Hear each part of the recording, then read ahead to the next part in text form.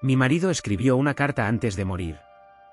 La encontré 3 semanas después del funeral, escondida entre las páginas de un libro que yo nunca leía. No estaba cerrada. No llevaba mi nombre. Y cuando la abrí, lo primero que pensé fue que tal vez habría sido mejor no encontrarla nunca. Me llamo Elena. Tengo 67 años. Y durante 42 años creí que conocía al hombre con el que compartí mi vida. Ahora ya no estoy tan segura. Cuando Andrés murió, todo el mundo me dijo lo mismo. Que había sido un buen hombre. Que había tenido suerte de tenerlo a mi lado tanto tiempo. Que no todos los matrimonios llegan a los 40 años con la dignidad con la que llegamos nosotros. Y yo asentía. Porque era verdad. Andrés nunca me levantó la voz. Nunca me faltó al respeto. Nunca hubo gritos, portazos, silencios largos que dolieran más que las palabras. Fuimos una pareja tranquila. De esas que envejecen sin drama. De esas que los demás miran con algo parecido a la envidia. Pero la tranquilidad, descubrí después, no siempre significa paz. A veces solo significa que nadie habla. Los primeros días después de su muerte fueron extraños. No sentí el dolor desgarrador que esperaba. Sentí vacío. Como si hubiera perdido una costumbre, no una persona. Me levanté cada mañana sin saber qué hacer con las horas. Preparaba café para 2 y luego recordaba. Ponía la mesa con 2 platos y luego retiraba uno. Mis hijos vinieron a verme. Se quedaron unos días. Me preguntaron si necesitaba algo. Les dije que no y cuando se fueron, me sentí aliviada. No porque no los quisiera, sino porque su presencia me obligaba a actuar como si todo estuviera bien. Y no lo estaba. Andrés había muerto de un infarto. Rápido. Sin aviso. Una tarde estaba podando el rosal del jardín y a la mañana siguiente ya no despertó. El médico dijo que no había sufrido. Que probablemente ni siquiera se dio cuenta. Yo quise creerle.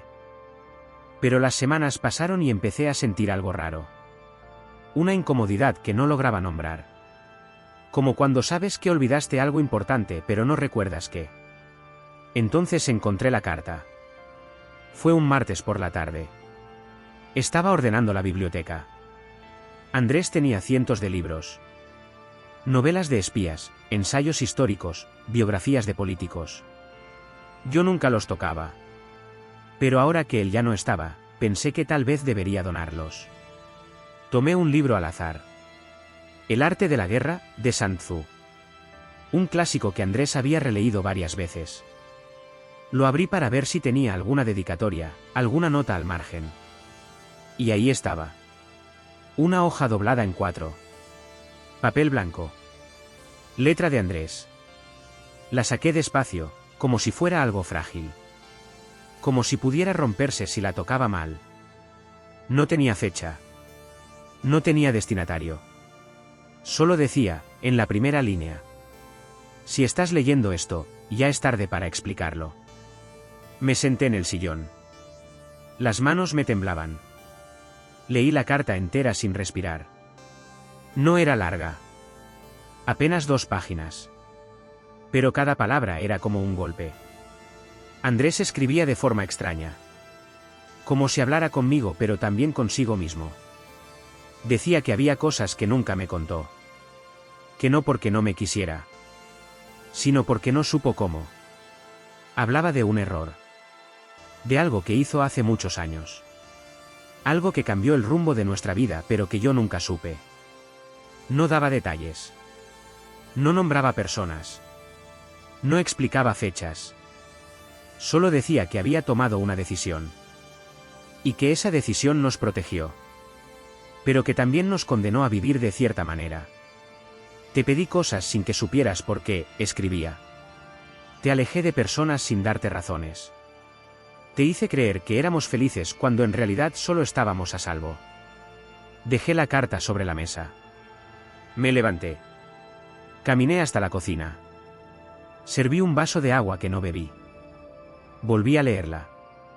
Y luego otra vez. Cada vez entendía menos. ¿Qué error? ¿Qué decisión? ¿De qué estaba hablando? Si esta historia te está removiendo algo por dentro, déjame tu like y suscríbete. Porque lo que viene ahora es todavía más difícil de digerir. Pasé los siguientes días intentando descifrar la carta. Releí cada frase. Busqué pistas. Intenté recordar momentos extraños, decisiones que no entendí en su momento. Y entonces empecé a verlos. Como cuando Andrés me pidió, hace 20 años, que dejara de hablar con mi prima Claudia. No me dio razones. Solo dijo que no le parecía buena influencia. Yo no insistí. Claudia y yo nos distanciamos. Nunca volvimos a tener la misma relación. O cuando rechazó un ascenso importante en el trabajo. Un puesto que llevaba años esperando. Le pregunté por qué y me dijo que prefería la tranquilidad. Que el dinero no era todo. Yo lo creí. O cuando, sin explicación, vendimos la casa donde vivíamos y nos mudamos a otra ciudad. Dijo que quería un cambio. Que necesitábamos aire nuevo. Y yo acepté. Porque siempre acepté. Ahora, con la carta en la mano, todos esos momentos cobraban otro sentido. No fueron caprichos. Fueron decisiones calculadas. ¿Pero por qué? Busqué en sus cosas. Revisé cajones, carpetas, documentos viejos. Encontré recibos, fotos, cartas de bancos. Nada fuera de lo común. Hasta que di con una caja en el fondo del armario. Dentro había un sobre manila. Sin etiqueta. Dentro del sobre, una foto. Una foto de Andrés. Mucho más joven. Tal vez de 30 años. Estaba con un grupo de hombres. Todos vestidos formalmente. Todos sonriendo. En el reverso, una fecha, 1987. Y un nombre, reunión consejo directivo. No reconocía a ninguno de los hombres. Tampoco sabía de qué consejo hablaba. Andrés nunca me había mencionado nada parecido. Seguí buscando. Encontré recortes de periódico. Artículos viejos. Noticias sobre un escándalo financiero. Una empresa que quebró. Inversores que perdieron todo. Demandas. Investigaciones. Andrés nunca trabajó en finanzas. Al menos eso creía yo. Leí los artículos con atención. Uno de ellos mencionaba nombres. Y ahí, entre las líneas, encontré algo que me dejó helada. Uno de los hombres de la foto aparecía en el artículo. Se había suicidado. Volví a la carta. La leí otra vez. Esta vez con otros ojos. Te alejé de personas sin darte razones. Nos protegió. Pero también nos condenó. Andrés había estado involucrado en algo. Algo lo suficientemente grave como para cambiar de vida. Como para esconderse. Y yo nunca lo supe. Durante 42 años compartí la cama con un hombre que guardaba secretos. Que tomaba decisiones por los dos sin consultarme. Que construyó nuestra vida sobre mentiras piadosas.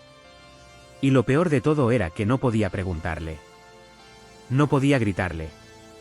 No podía exigirle explicaciones. Solo podía quedarme ahí, en esa casa demasiado silenciosa, con una carta que abría más preguntas de las que respondía. Una noche, sentada en el jardín, miré el rosal que Andrés podaba antes de morir. Las rosas estaban marchitas. Nadie las había cuidado desde entonces. Y pensé en todo lo que no sabía. En las conversaciones que nunca tuvimos. En las verdades que él se llevó. En la vida que creí vivir y que tal vez nunca existió. ¿Fui feliz? Esa era la pregunta que me perseguía. Porque si no sabía quién era Andrés realmente, ¿cómo podía saber si lo que sentí fue real? Me levanté. Entré a la casa. Tomé la carta y los recortes. Los guardé en un cajón. Cerré con llave. No iba a buscar más. No porque no quisiera saber. Sino porque tenía miedo de lo que podría encontrar. Si estás sintiendo lo mismo que yo sentí al escribir esto, déjame un like. Y cuéntame en los comentarios, ¿qué harías tú si descubrieras que tu vida fue construida sobre secretos que nunca te contaron? Hoy hace 2 meses que murió Andrés. La carta sigue en el cajón. No la he vuelto a leer. Pero a veces, cuando estoy sola, me pregunto si él sabía que la encontraría. Si la dejó ahí a propósito. Si quiso que supiera. O si simplemente olvidó que existía. Como olvidó decirme tantas otras cosas. Anoche soñé con él. Estábamos en la cocina. Él preparaba café. Yo le preguntaba qué había hecho. ¿Qué había pasado realmente?